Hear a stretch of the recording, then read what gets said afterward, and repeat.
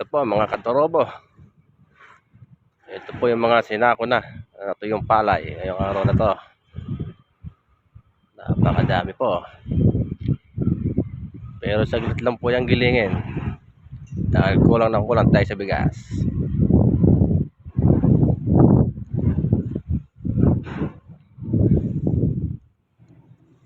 Yan po ngayon ay tututusin o tatahin.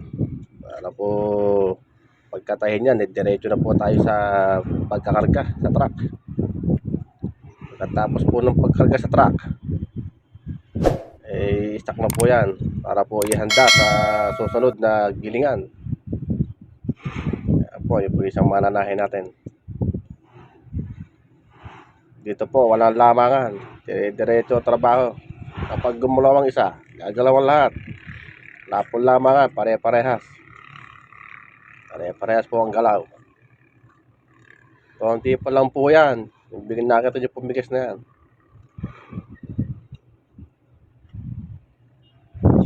Ito po ang kauna-unahang bilad ngayong season nato ngayon, tagulan. Buti nga po dahil maganda araw, nakatuyo po. Iwas po tayo sa malaking gastos sa pagbibilad. Diretso lang po ang trabaho hanggang sa matapos yan. Pagkatapos, diretso na po karga.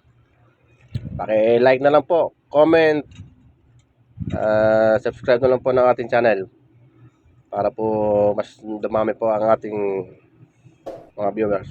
Kailangan po mga katorobo, ingat po kayo lagi.